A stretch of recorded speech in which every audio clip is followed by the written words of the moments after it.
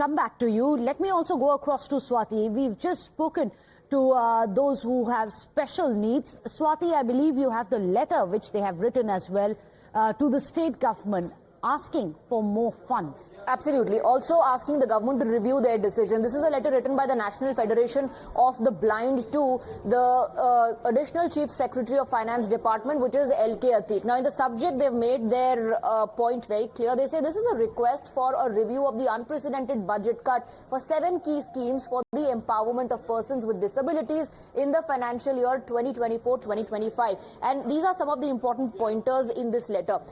This is what the organization says. They say the difficulty is that in a shocking decision, the state government reduced the budget allocation for persons with disabilities for the financial year 2024-2025 by 80% in proportion to the last financial year. According to them, this has impacted 7 of their major schemes that have been implemented for the empowerment of persons with disabilities. This is followed by a table here which shows the expenditure that was made in 2023-2024 compared to the budget that has been allocated for the current year. For example, Meghna, for the motorized two-wheeler, 3,980 lakhs was the expenditure last year. But in the current financial year, the budget allocated for the same is 350 lakhs only. And let me, in fact, just give me half a minute more, Meghna. I want to highlight point number 5, which is very important, because here the organization is also asking how could the government give money for the 5 popular schemes and a budget cut for them. The point number 5 says it is both shocking and deeply disheartening to see that this unprecedented reduction in funding has occurred in the same budget session in which the government allocated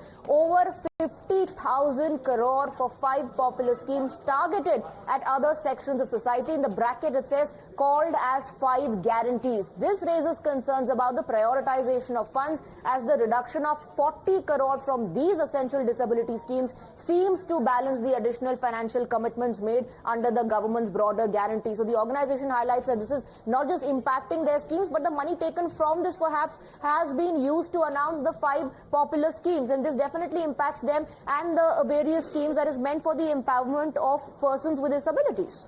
Absolutely. Look at the disparities there when it comes to the 5 guarantees, the budget which has been allotted at the same time.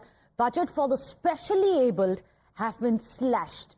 Meanwhile, politics has, of course, escalated. We just heard with Deepak, the leader of opposition, speaking exclusively to Times Now. But let's tell you how other leaders of the BJP, they too have hit out at the Congress Sarkar's what they call cut model in Karnataka. BJP has alleged that Karnataka government has gone bankrupt, not just financially, but also morally.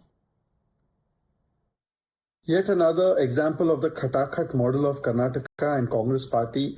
Now 80% funds have been slashed for the differently abled persons. From 53 crore, it's down to just 10 crores. This shows that the Karnataka Congress government is actually a government that is anti-people. It has taken away the resources meant for Dalits, it has taken away the resources meant for tribals, it has taken away the resources meant for differently abled people, and has diverted them towards its own route and towards its own crackpot Khatakhat policies. Karnataka Congress government headed by Siddaramaiah has gone bankrupt.